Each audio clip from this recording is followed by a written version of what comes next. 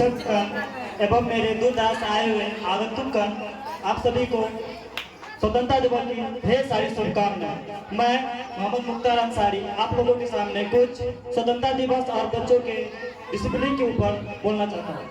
स्वतंत्रता दिवस आप सभी को पता है कि आज सब पूरा देश 78वां स्वतंत्रता दिवस मना रहे हैं और आज ही के दिन हमारे देश आजाद अंग्रेजों के चुंगल से आजाद हुए थे। और आजादी की ये छोटी मोटी गाथाएं हम लोग हर साल गाते आए हैं, परंतु इसकी गाथाएं हमारे पूर्वज बहुत सारे बलिदानी देकर दिए और न जाने कितने खून बहे।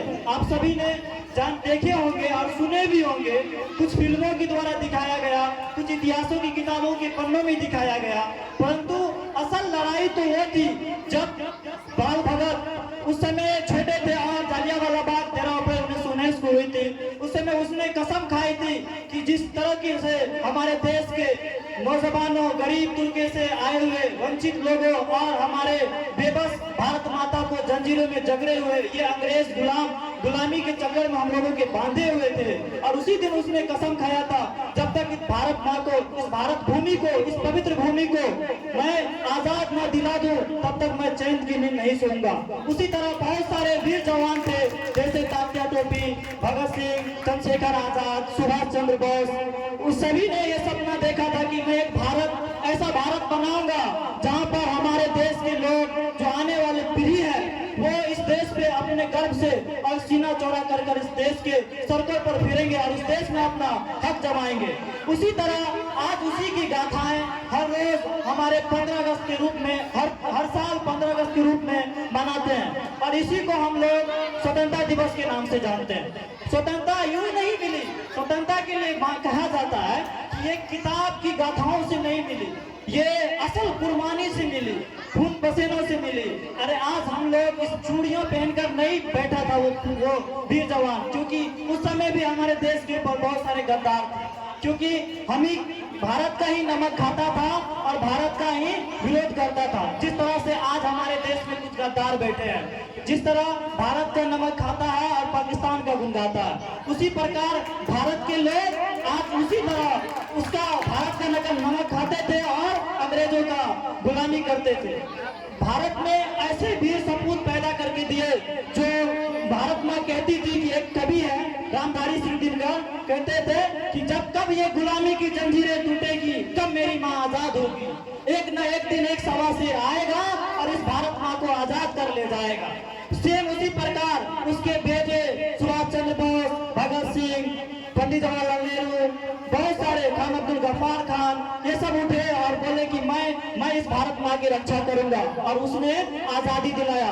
14 अगस्त 1947 को ही अंग्रेजों ने हमें ये आजादी दी, परंतु 15 अगस्त को लाल किले के मैदानों पे जाकर और फर्स्ट झंडा लहराया गया और उसी दिन से हम लोग 15 अगस्त को हर रोज स्वतंत्रता दिवस के रूप में मनाते हैं। तो आज दूसरी नेक्स्ट ये है कि हम आप लोगों के विचारों के ऊपर, यानी शिष्टाचार के ऊपर बताने वाले हैं। हम अभी जिस अवस्था में हैं, उस अवस्था को एक बाल्य अवस्था में माना जाता है और यही अवस्था है कि हम लोगों को एक सिद्ध रूप से शिक्षा के ऊपर चलना, क्योंकि शिक्षा एक चीज है जो हमें एक स्वतंत्र, एक निश्चय आदमी बनाता है। बाबा साहब भीमराव अम्बेडकर अपने जीवनी में कहते हैं कि शिक्षा उस शेरनी का दूध है जो जितना पिएगा वो उतना दहाड़ेगा। और दूसरे जीवनी में ये कहते हैं शिक्षा पाकर नौकरी ही पाना अगर मतलब होता तो शिक्षा हर घर में गुलाम पैदा होता, न कि मालिक। इसलिए शिक्षा पाकर एक व्यवहारिक इंसान बनिए, न गुलामी की मानसिकता में जिए, न गुलामी के ऊपर अपना व्यवहार निश्चित करिए। दूसरी बात यह है कि शिक्षा के ऊपर ही सारे दारो मदार है। जैसे दारो मदार एक उर्दू वर्ड है, मतलब इसको कहा जाता है कि उसके ऊपर ही सब कुछ निश्चय है। अगर आपके पास शिक्षा है तो आपके पास डिसिप्लिन भी होगा, आपके पास बिहेवियर भी होगा, आपके पास हैबिट भी होगा, आपके पास क्या कहते हैं शिष्टाचार भी होगा, आदर करने के, बड़े छोटे का आदर करने की भी बिहेवियर होगी। यही शिक्षा है। शिक्षा अक्षर ज्ञान कोई ज्ञान नहीं होता, सबसे बड़ा ज्ञान व्यवहार ज्ञान होता है। आपके अंदर व्यवहार है तो आप बहुत बड़े बुद्धिमानी इंसान, आपके ऊपर ज्ञान नहीं है तो आप कुछ नहीं है, आप पढ़ लिख कर भी आप जीरो है। डिग्री लेना तो आज की दिन में खेलों का काम है, पर शिक्षा लेना सबसे कठिन काम है, क्योंकि भगवान राम भी अपना घर त्याग करके वनवास गए थे और वहां पर भी अपना शिक्षा धारण किए थे।